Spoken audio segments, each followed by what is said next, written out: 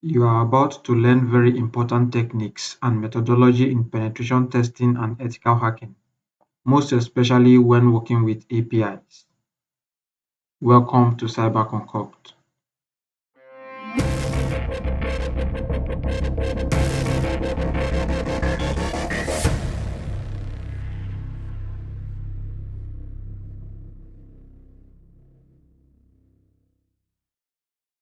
We will start by looking at 2 to 3 APIs. I'm using the OWASP Juice Shop, by the way, and right here, let's try to submit a customer feedback. So I'm signed in as test@test.com, and then I'm going to type a comment here. This is a very good feedback, and then select a rating. So what is 4 minus 1? 3. 3 minus 7. So that is -4. Before we submit, let's make sure we turn on the intercept. So I'm going to send this back. And as you can see, this is a post API with payloads of user ID 22, captcha ID 2, captcha values, and then my feedback, and then the rating. So let's send this to a repeater, and then we can see how we can play around with this API to see what we have. All right, so first of all, I'm going to give these people 0 rating if it allows us to do that. And then I'm going to clear this totally. So I'm going to give an empty feedback, which is not supposed to be so. So if we send it, you see it's created and we have a status of success. So what this basically indicates is that there are poor input validations being put in place here.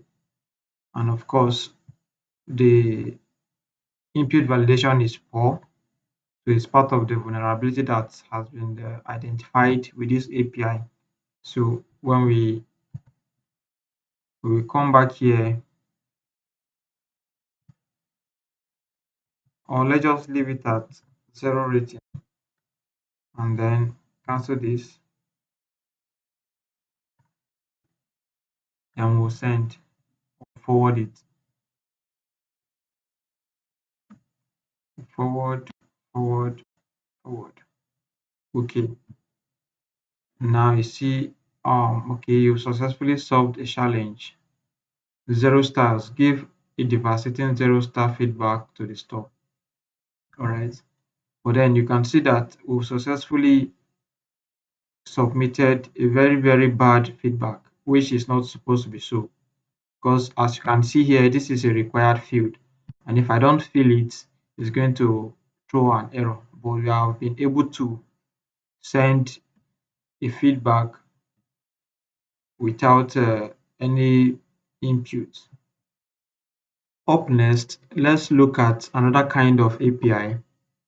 So for this, let me add a few items to my basket. So I'm going to add this to basket. As you can see, my basket is now reading 1. So I'm going to add one more banana juice. I now have 2 items in my basket.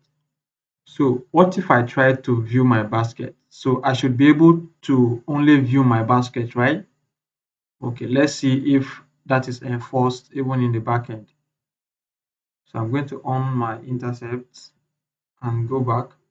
So when I click to view my basket, this is a get API, and then my basket ID is 6. Similarly, let's send this to repeater. So remember the items I added to my basket, right? So what if I decide to view somebody else's basket? By that, I'm going to force this API, this get API. So instead of 6, what if I put 4, for instance, and I send? You see, so it worked. What this means is that the authentication or authorization here is poor and needs to be looked into, because as it is, I'm accessing another user's basket, which is a breach of privacy. Because as you can see, raspberry juice is not what I added to my basket, and I added 2 items to my basket. Meanwhile, we only have 1 item here, which is just raspberry juice. So with this, I'm viewing other people's basket. So let's go back to my own. Finally, let's take a look at another scenario and how we can utilize automated tools to force an API. For that, I'm going to access my basket one more time, make sure my intercept is on. And then when I try to access my basket, I get this get API once more. So I'm going to send it back to intruder. And now we have something like this. And you discover that this is basket ID 6, which is my own basket. Okay. So if, for example, there are 1,000 baskets and I want to go through them very fast, or you have situations where you have queries or parameters, something like this, where you have, for example, color can be red, for instance. So when you have stuff like this, you want to have the opportunity to be able to send these things or these queries automatically. In this case, we want to force this particular parameter and be changing the number automatically. So what we can do is we can go to the payloads.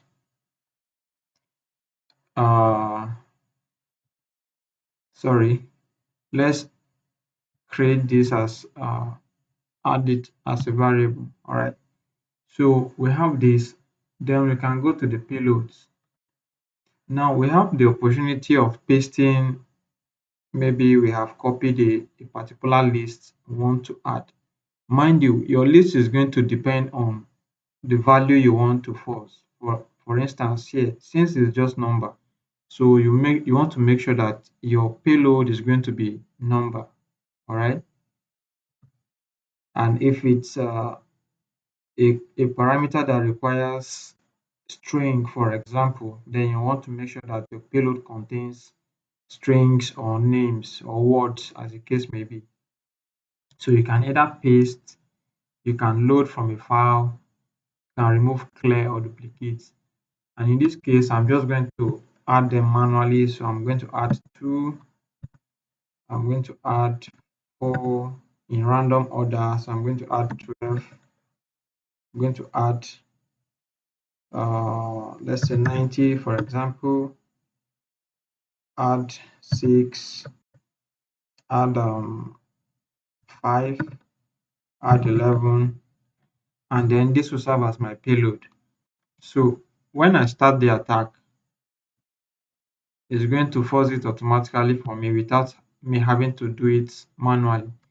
And then you can see from the status code, so we have 200, 200, 304, 200. So most of them, we have a 200 OK for most of these code numbers. For example, we have this payload when we change it to 4. So basket ID 4. So here you go, guys.